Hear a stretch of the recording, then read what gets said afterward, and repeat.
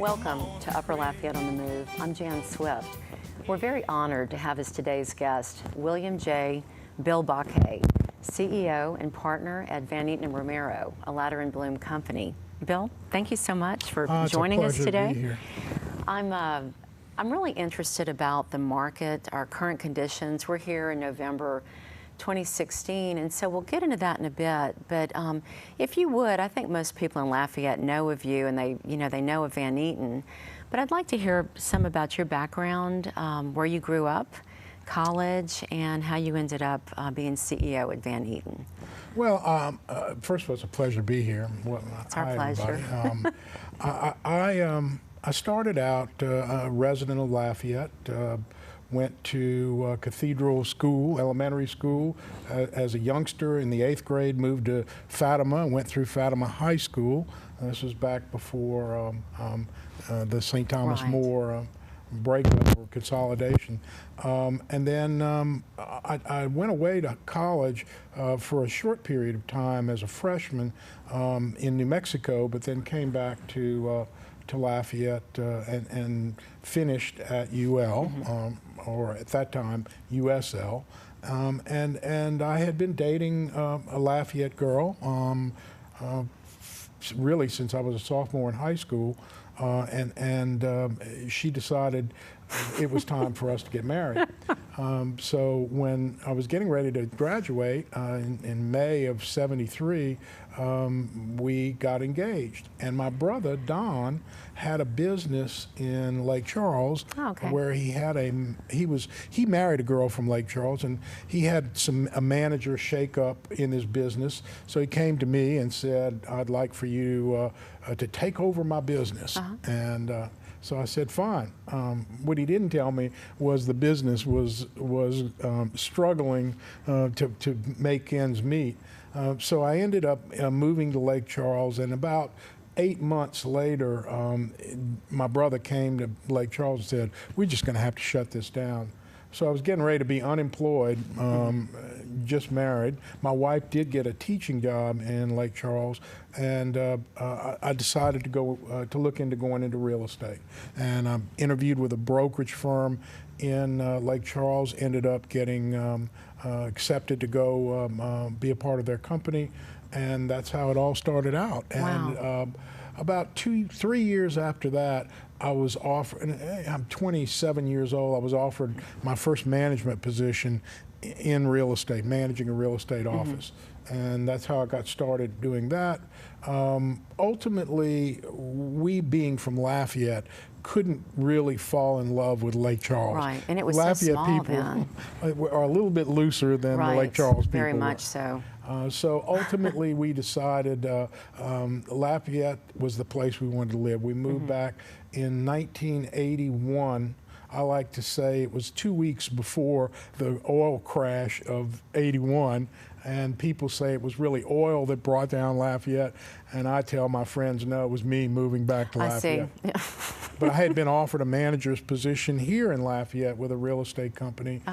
Came in, took that job, and then they were swept out by the wave of bankruptcies that occurred during the oil bust, and I found myself again unemployed, trying to find some way to survive, and I ended up starting a real estate school. And I got into teaching pre-licensing education, which happened to be a pretty good market at that time because there were so many people unemployed. They were looking for ways to make money, and there was a lot for sale back then, a lot of condos. There was tons of property for sale. So I did that, and I actually had a little sideline business managing repossessed properties for the Veterans Administration. And I did that for almost 10 years, and in the late, well, in 1991, Nancy Broussard, Van Eaton Broussard, and Gail Romero approached me about taking over a management position at Van Eaton Romero. That was 25 years ago. Wow. And I did accept it.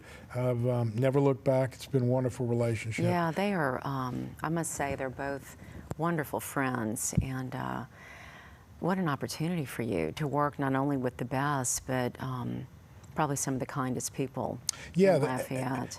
they were very patient with me. Well, I doubt if they needed to be patient. My goodness. You brought that business acumen, and what a good partnership there. Yeah, it's been wonderful. Yeah. So you've been there 25 years, Yeah. and they have grown just exponentially. You have grown exponentially. When I started in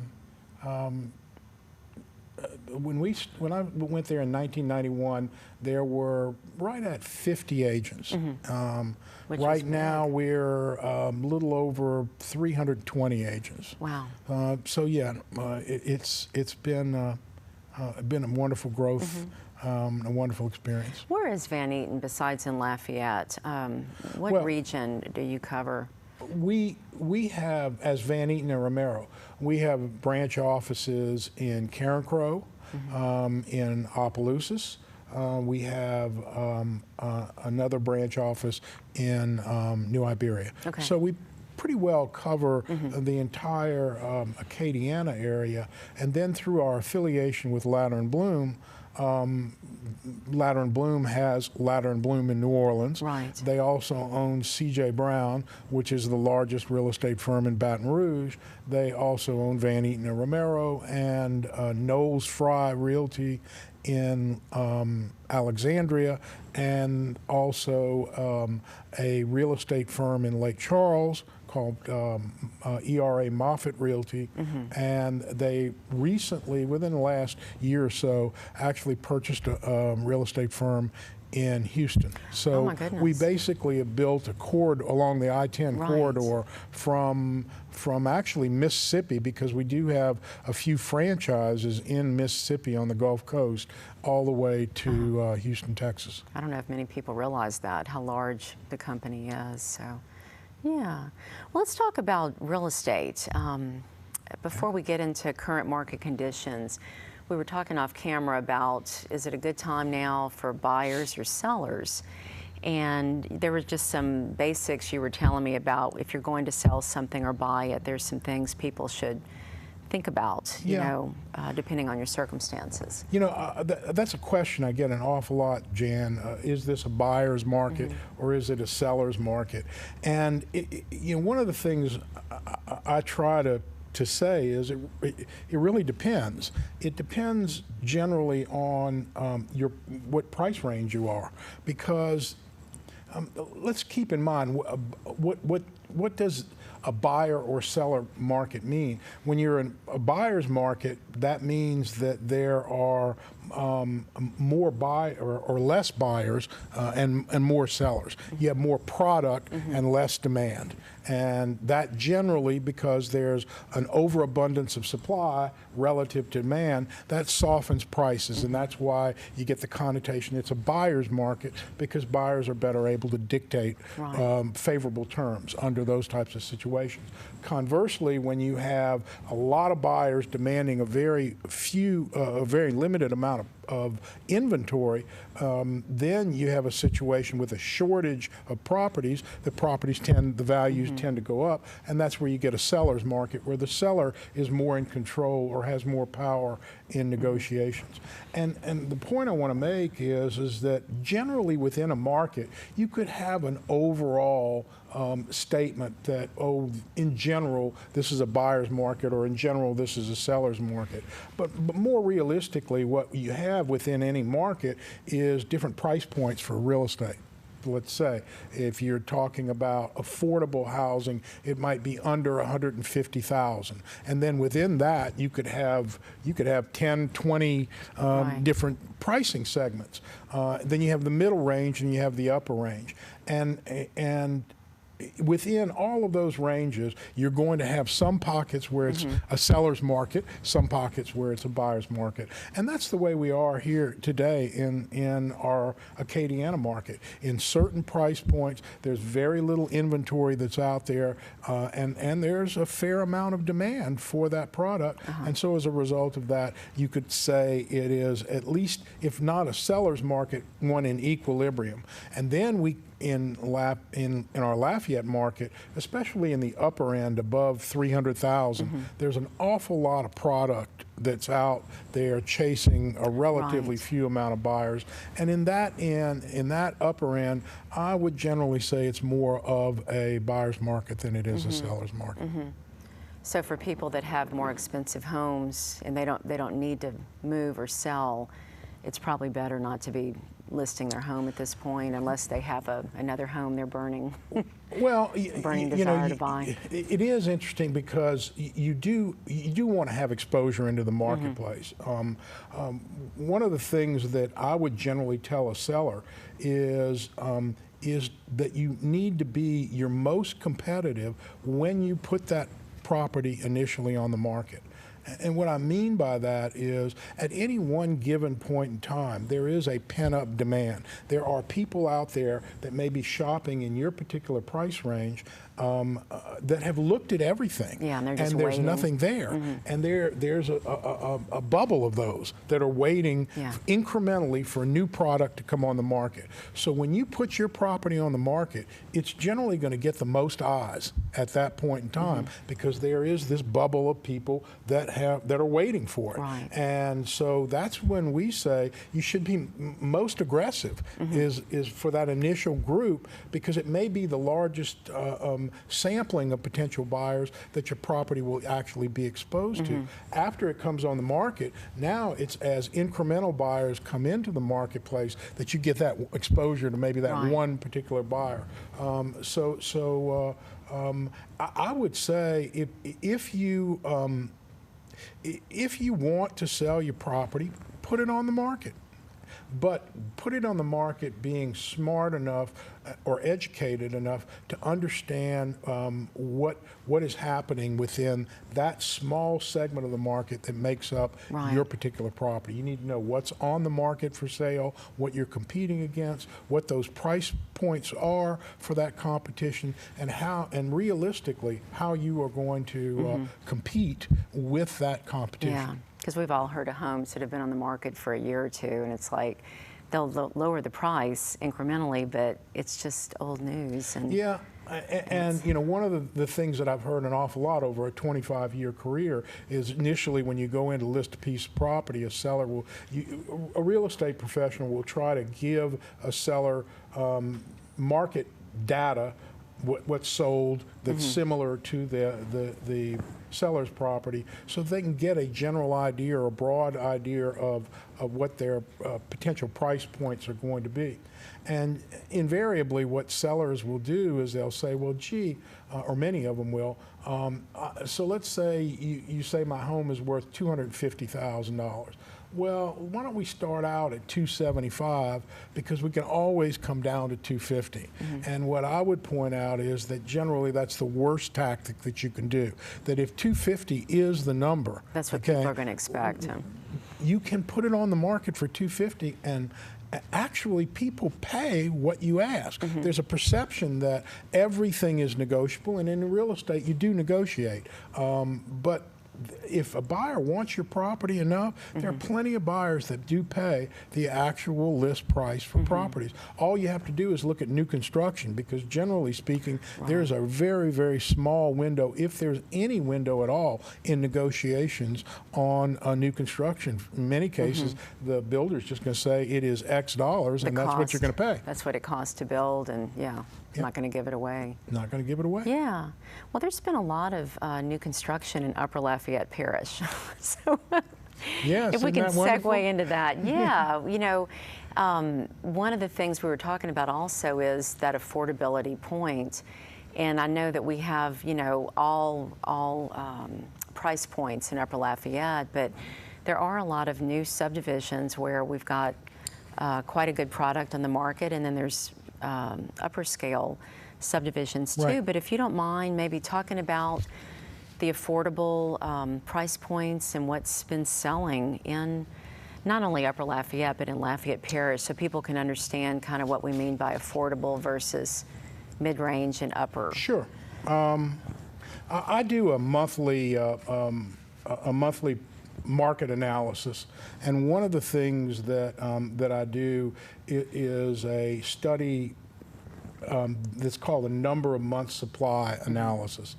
And what it's based on is we take a look at how many active listings there are in the market at any one given point in time, and then how many have sold.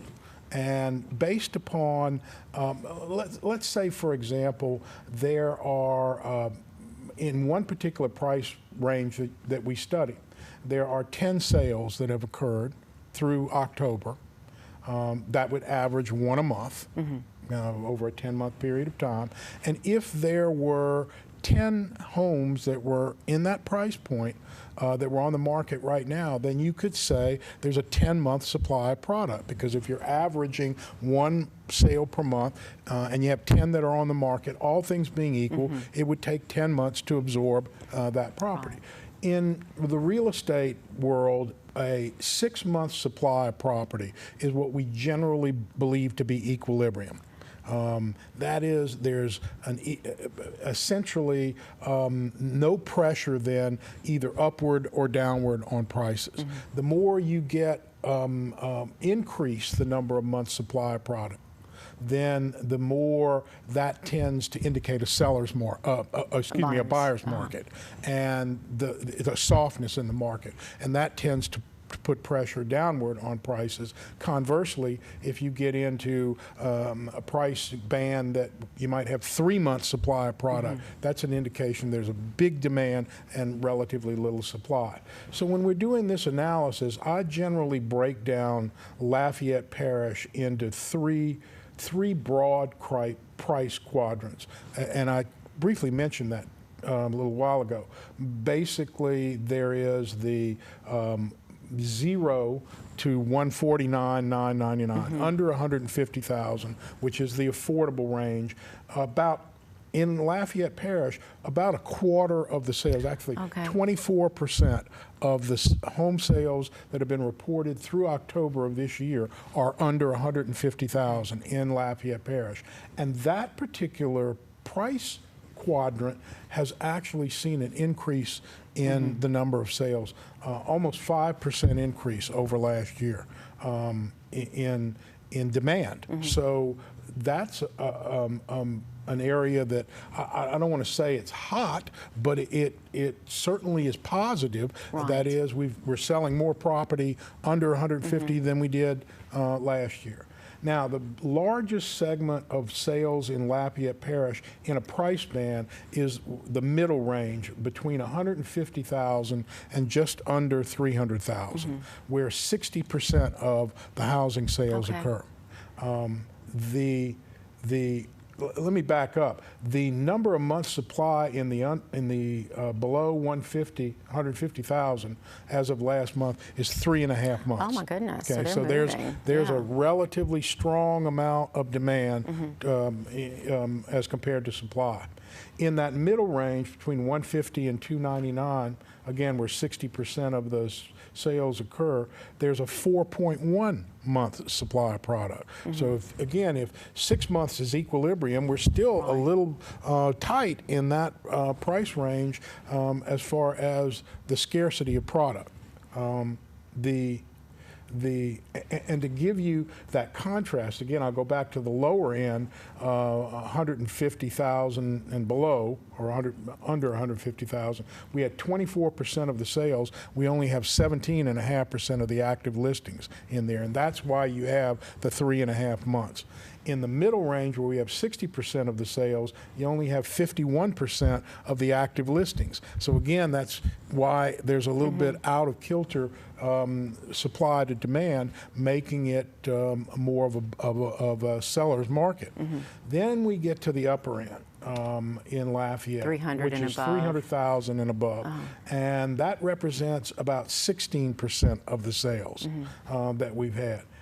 And the interesting thing is that the active listings in that price range are 31% of the active listings. So you've got 16% of the sales, of the demand, and you've got 31% of the inventory.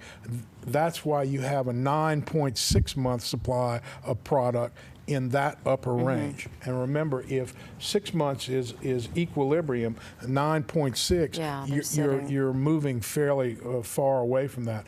And that's even somewhat broad.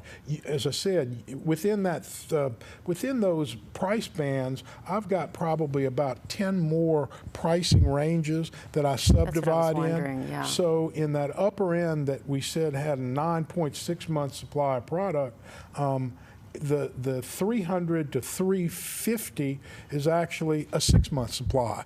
But if you go to, let's say, 800 to 899, you've got a 27-month supply of product. 27 months. And in the 900 band, you've got a 40-month supply. I'm thinking they may as well just stay and camp out, you know.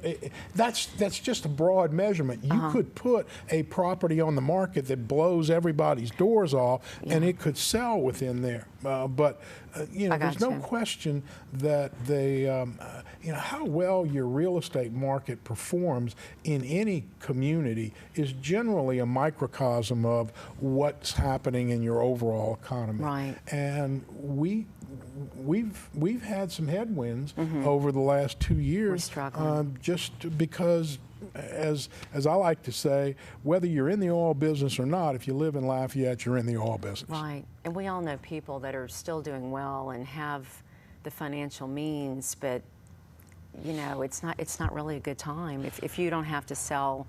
Like when I look in the luxury living section of the paper and I see these $1.8 million homes, that would be a fantasy for my family anyway, but I just wonder how many people can afford that, It varies. Yeah, maybe more than I realize. And I think a little bit of the issue can be you could have static demand, that is one that's not really moving up and down, same number of buyers, but if you have a lot of product that comes into the marketplace, then that could cause the problem of softening prices. So it's not so much that it's just a lack of buyers. It is what is the balance between buyers and properties that are on the market and sellers. What's the numbers? Because that's what it's always about. It's always about demand and supply, and that interaction of the two. And that clearly does show up in the real estate business. So if we look at the broad number for Lafayette Parish, number of months supply overall, based on the total number of sales that have happened for 10 months, about 2,645 homes that have sold in Lafayette Parish as of actually, as of November the 1st, there were 1,289 active listings. That correlates to a 4.9 month supply of product, just under 5 months. So if I were to come out and say, gee, we have a 5 month supply of product in Lafayette, that statement, although it may be accurate, when you apply that to someone who's in the 800,000 range that actually has a 27 month supply of product, they can't understand it. Well, wait a minute, there's a 5 month supply. Why isn't my property selling? Well, if you get down into your particular price point, it's not the same marketplace. Right. And I know all that has to do too with the ability to get loans, and there's so much that goes into it. And we just have a couple of minutes, but I wanted to kind of finish this thought. Well, it is somewhat of a mixed bag as far as financing is concerned. First of all, we have had tightening of credit requirements since we went through the recession of 2012, 2010.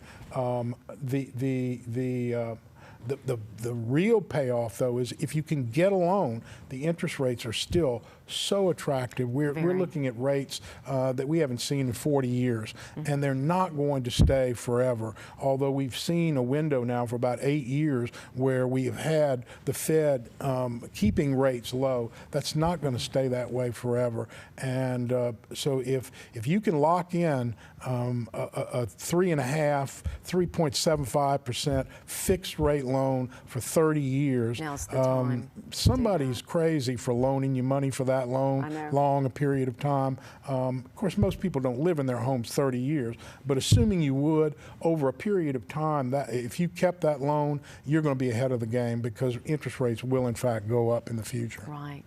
I wish we had more time. I want to tell people how they can get in touch with your company. It's the best thing to look at your website, to look at available homes. VanEatonRomero.com. We have all the properties that are available in Lafayette, in Acadiana, on our website. Not just Van Eaton's listings, but we bring all of the multiple listing service inventory onto our website, so you can look at everything, and but with only going to one place. Right. And so that's one good way. And then you can call any one of our offices. Our Lafayette office number is 233-9700, but we have offices again in New Iberia, in Opelousas, and in Carencro. I can attest at how effective Van Eaton's staff is, and honestly, I want to encourage everybody to look at your site, and I know that your information is out there on a monthly or quarterly basis. And in the real estate business, I've practiced real estate law for years. We all look to your statistics to let us know what the market is. So I'd like to thank you for sharing your expertise and your time today, Bill. It's always a pleasure. Well, it's always a pleasure for me to be here. Thank you. I appreciate it. No, oh, by the way, I understand you have a birthday coming up this week. Oh my goodness! So I do want to wish you a happy birthday this coming Friday. Yes, I'm a young woman. Yeah, 29 years old 29, again. And who's counting? So that's right. Thank you. I want to thank Bill Baquet, our guest, and I also want to thank you for watching another episode of Upper Lafayette on the Move. I'm Jan Swift.